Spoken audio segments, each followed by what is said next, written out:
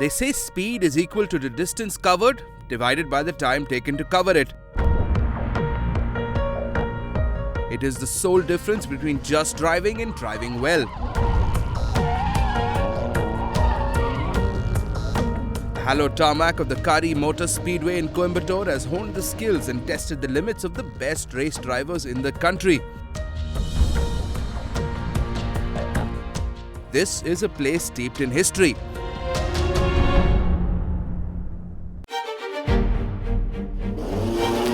A sort of linchpin between modernity and what has come to pass. As we head into our coverage of round 2 of the JK Tyre Racing Championship, we start by paying our respect to the institution that is the Kari Motor Speedway.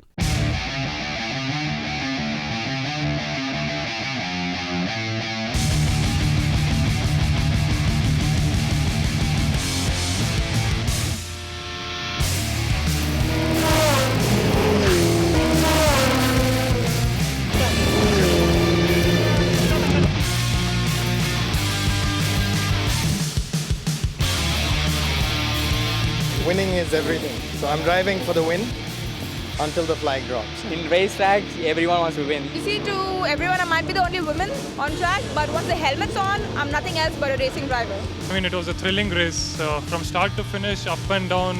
So, I mean, I have no complaints in the end.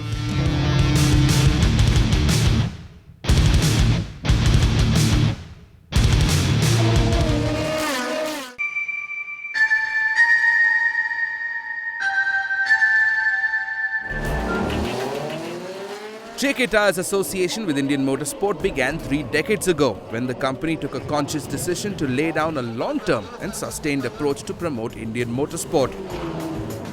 Back when we took this constructive decision that we are going to invest on motorsport, and the company got the whole package together.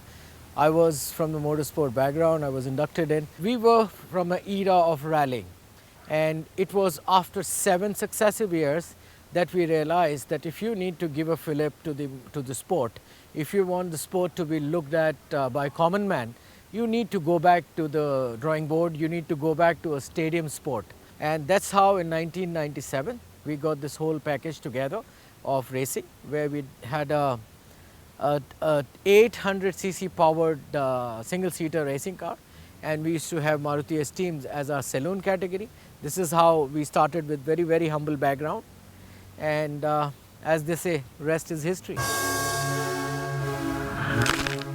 And over these 3 decades, through the efforts of its motorsport division, the company has been associated with events in all forms of motorsport in India.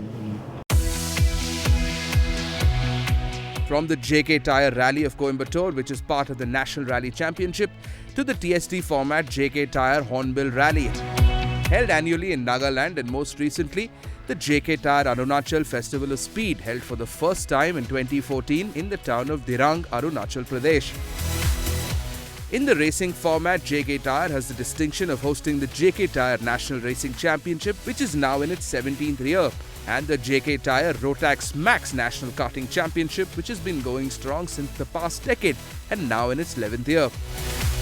In all these years, it has been JK Tyre Motorsport's endeavour to break away from the elitist image that the sport has and make motorsport in India more affordable, and at the same time ensure that it is at par with international operating standards, and at the same time promoting Indian motorsport talent and making India a force to be reckoned with in the world of international motorsport.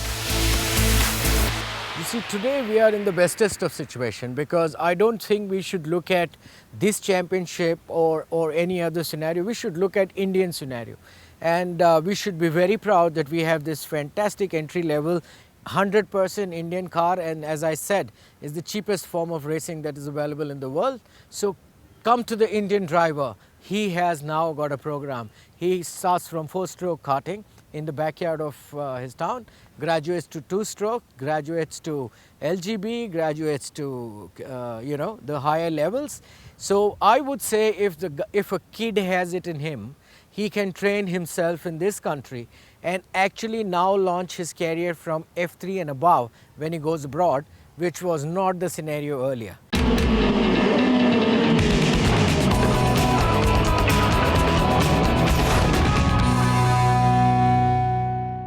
Arman Ibrahim is the son of India's first Formula 3 racer. With racing in his blood and really big shoes to fill, Arman has been on the inside of a fireproof suit for most of his 25 years. Today, he's one of the country's most successful tin-top racers. We caught up with Arman and asked him about life as a race driver, how he is where he is, and why he does what he does. Arman Ibrahim is one of the rising stars of Indian motorsport, the second generation of talent to emerge after Naren Karthikeyan and Karun Chandok. He might be only 25 years old, but this racing star has more than a decade of experience behind the wheel. If you want to become a racing driver, it's actually quite simple in India right now. If you want to get a taste of it, you've got just recreational karting, you go drive, then find, okay, now I want to go next level. I want to go, I'll do a training program first. I'll be sensible, I'll do a training program first, get a feel of it. Do a couple of programs, get comfy with it. Then, okay, I'll do my first race. Okay, I'll do the rookie championship first, So whether you're a 7-year-old or 12 or 17, doesn't matter. We have all classes, so you do the rookie first. Then, okay, now amongst the first timers, I'm quite good, Now I'm ready to step up to the next level. Boom. You test, you're ready, you drive. So there's a platform, there's a whole structure now, the ladder, you climb every step, you go step at a time. You don't want to jump and then struggle and then get demoralized. It's very easy to get demoralized when you come, you get your big expectations and suddenly you're 17th. Why, you don't know. But just that the other guys have been doing it for 10 years. We caught up with Arman's father Akbar, who is a former race driver himself, to find out how it all began. I actually never wanted him to get into motorsport. It was easy for me that I think I was just hoping that he would start playing a lot of cricket. He was very young, he was only 12 years old. And after 3 days in Bangalore, and he won that program. And they had a panel of judges from the federation also. And Young did not know that he was my son. And he came up to me and said that I want to take this kid and take him with me and train him in Malaysia, and I want him to stay with me. And I asked him, which kid are you talking about? And he was actually pointing out to Arman. And I said, why do you want him? He said, no, because I can see a lot of stuff in him, and I think he will make it big. So I want to really develop him. So he said, can I meet the parents? And then I said, the parent is standing in front of you. And he got a shock of his life, and that's when he came to know that Arman was my son. Would you like to come to Malaysia or someone? If you work with me, I'll train you, but you also have to work as a mechanic and you'll learn the ins and outs. If you enjoy it, then I'll train you. Look, don't worry about it. I'll train that. I'll look after you. I was like, sounds pretty interesting. Let me go have a go. So I went and I spent, whatever I had holidays, I was in Malaysia and I would work from 6 to 6, going cleaning cars and learning everything. And by doing that, he also gave me a different chassis for every race in the Malaysian Championship and things like that. He taught me the basics of how do you repair a car and all the different types of chassis there are and engines. So I learned a lot in 2003, basic, and I told that, okay, I enjoy this, I want to see where it goes, and I was lucky enough that both my parents understood, Becoming a race driver, though, is not as glamorous as it seems. It's sometimes a dirty job, literally, as Arman found out. For the first 2 weeks, they did not let him touch a cart, and they actually made him clean the mechanics' toilets, which was part of the assignment. So he had to physically take the toilet cleaner and actually clean the toilet in the morning and in the evening. It was a Chinese method. When I later on heard about this, and I asked Young as to what was the connect and why did you do it? His answer was, he said, see, and we all know how tough this sport is, so I wanted to make sure whether he has it in him to handle the sport or he doesn't. Motorsport is obviously an expensive sport, a sport only for the rich, some might say. But how far can money take someone? How did Arman and his family manage? I've done GP2. I sold 3 grounds of mine, which was in his name from his mum, and it costed 1.5 crores, and he sold it. And we don't own a house even today. We still stay in a rented apartment. And he put it into his own racing. It is an expensive sport, and it takes a hell of a lot of sacrifice to get to where, if you're going to get to a high level. It is, even if you're from a very wealthy background, it makes life easier because, you can self-fund yourself to a certain area. But it still hurts, after a point, because however rich you are, it still hurts, if you don't have enough backing, then if you're putting your personal money, it still hurts. However rich you are, I don't know. I mean, I'm from a simple background, but lucky enough, And I would thank my sponsors for that, JK, who picked me up first when I won my first race, and after that, the other sponsors that I've had over the years. It's enough to win both the championship in 2004 and move abroad immediately. So in 2004 was a great year. I won the karting and the racing. And I was only like 14, 15, and then from there on I got to go to Formula BMW. I won the scholarship there. I won my first race the same year and got a couple of podiums, so that was a good year then. And that's where it started getting really tough, because up to then I was well supported, the budgets are relatively low. So the sponsors came back, just JK was enough, and I got a scholarship that BMW compensated, But after the next level, when you have to go to Europe, that's the biggest jump, and then that's when I started suffering, Even though I had obviously JK and then Amron, Speed, and Elf who were backing me, but it still wasn't enough to compete with the best team. But we stuck it out there, and at a very young age, I got to drive a big car in A1 in the form of A1 GP. Arman's already tasted international success, but what next? Where can a driver like Arman go? Formula 1 isn't always the end game. When he can become a works driver for a factory team, I think that's what one is targeting to try and achieve. And for him, that would be his achievement, final achievement, when he becomes a works driver for any manufacturer.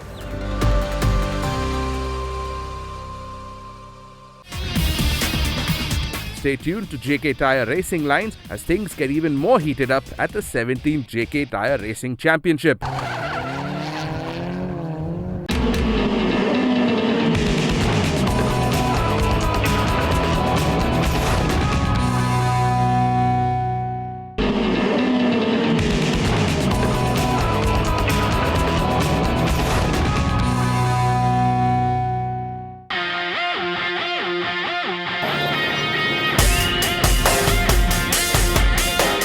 Nothing gives a race driver more pleasure than the knowledge that they are holding up someone with more experience behind them. And that is the reason that JK Tyres has brought in the combined experience of Arman Ibrahim and Aditya Patel, so that the young drivers in the FB02 series get a hang of what it's like racing with someone who's better than you, and maybe get the better of them.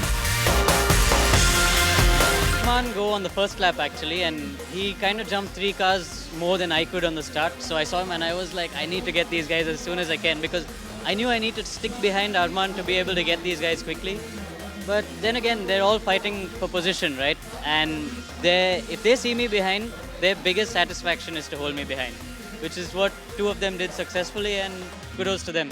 I think this weekend was a wake-up call for them, and it's good that they got to see it. And it's great. I think it was a great initiative to make us do it, because even the guys who were leading or winning, they thought, okay, that was the limit, that was what the car can do. Suddenly this weekend, they're looking through data like they never have before, knowing that there's so much more time to be gained. I think that's what changes. I don't care about how where I finish. It's all about just how much we could have helped them. That's the main thing. Okay, we finished top 3. That's great for me personally, but my main priority was to try and help these guys, and I think we've achieved that. And we've given them a foundation now for them to work at, and obviously we're going to be here for the rest of the season to help them achieve that target. And by the end of this year, I hope that they find the same aggression and the same speed, where they can extract as much out of the car as we do. The Formula LGB4 cars were the first to head out onto the tarmac in round 2.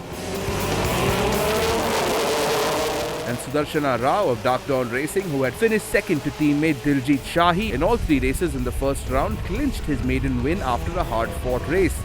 Shaji, who had a hat-trick of wins in round 1, started from pole and stayed in front till the 10th lap. But Rao kept the pressure, and Shaji went off the track and ran out of laps to get back in the front and had to settle for 7th place. Nico Racing teammates Vishnu Prasad and Rahul Rangaswamy were placed 2nd and 3rd after Rao took the checkered flag.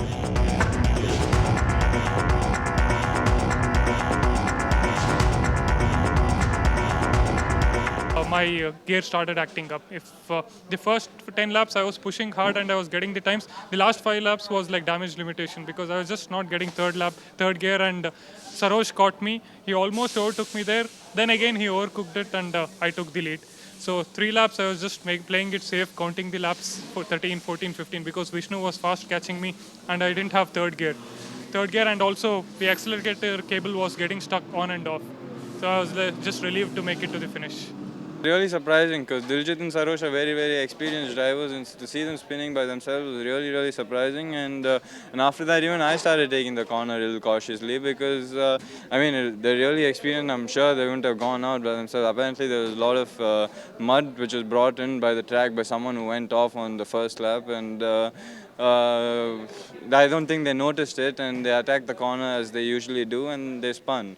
So for me, it was, I didn't have to do much, and they just outdrove themselves. And for me, it just laid into my own hands, and it was a brilliant race. I think I got really, really close to Sudarshan in the last lap. I think a lap or another half a lap, I would have just got him. But that's racing, and yeah, it was a really, really good race. And if someone told me I got second in the beginning of the race, I would have just taken it. The FB02 engines fired up next, and it was time for the mean-looking race rockets to take to the tarmac. Defending national champion Vishnu Prasad, who had completed a hat-trick of wins in the opening round, started off in pole position and held the lead throughout the 15-lap race to once again assert his dominance. Behind Prasad, the fight was on as the rest of the grid battled the combined racing prowess of Arman Ibrahim and Aditya Patel. You see, this weekend is not about showboating to try and say, okay, crap or something like that.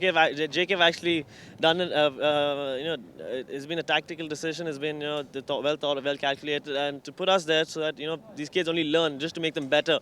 So it's not like, we could jump on the podium or anything like that, but it's just that when we pass them or when we race with them, the pace might be the same or they might be close to us because they're used to these guys, but it's the differences like which lap you bring the tires in, it's how you use the tires, it's management of that, and it's how you make your moves on track and how your race management as well. So it's all these things that make a whole package, and that's what they have to learn, and that's what they need to deal with. So that's what they learned as well.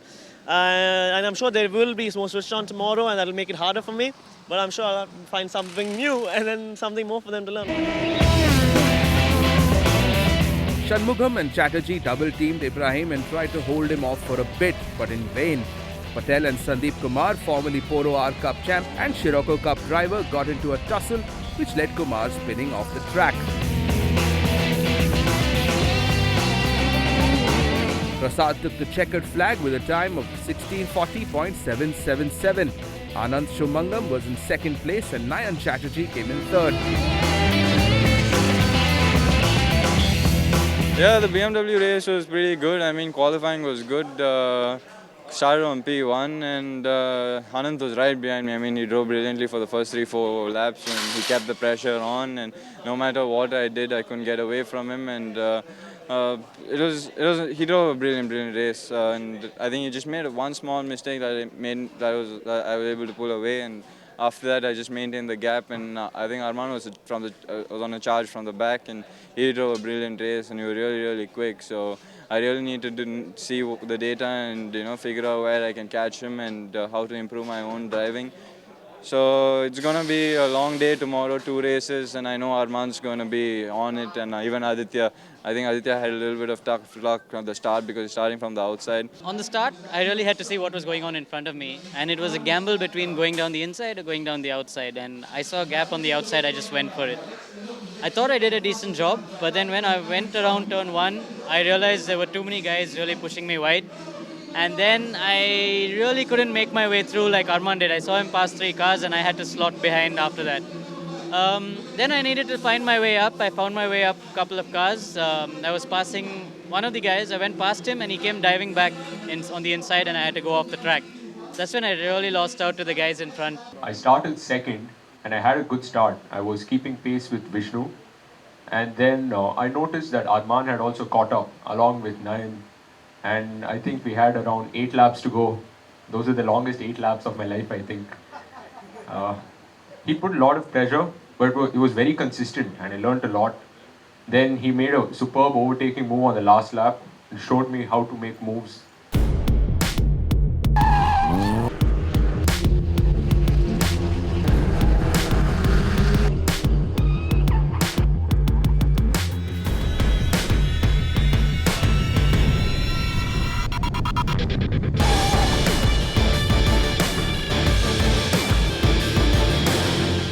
we've worked very hard with all the drivers, and one of the best signs is that we've got first year drivers now coming up to the same level as guys who've been here for 1 or 2 seasons. So we have done our homework, we're going in the right direction, so let's see. The Polo R Cup race saw a lot of drama. Kartik Tharani started on pole and retained his lead throughout the race. Behind him till the 10th lap were Anindit Reddy Kunda, Angad Singh Matharu and Anshul Manoj Shah. On the 10th lap, Gaurav Mehra's car crashed into the parabola before the final corner, causing the race to be red flagged. After the restart, Matharu made an early move on Anindit and climbed to P2. Shah was consistently 4th throughout the race. Owing to a restart, the race was divided into 2 parts, and for final results, the aggregate timings of all drivers from both parts were considered. Shah climbed up to the 2nd spot, followed by Karminder Pal Singh at 3rd. Last year's Rookie Cup winger Yatin Maghu was 4th. Matharu had finished 3rd, but was awarded a penalty of 30 seconds for overtaking while the safety car was out, and he was pushed down to number 11. And that brings us to the end of another high-octane race weekend. You can catch the entire episode online on timesnow.tv and follow Times Now on Facebook and Twitter for telecast schedule updates. We'll be there smack in the middle of all the action, and with us, so will you. Tune in next weekend, same time. All in all, round 2 opened with a bang and some brilliant high-octane racing. Stay tuned to JK Tyre Racing Lines for Sunday's action as things get even more heated up at the 17th JK Tyre Racing Championship.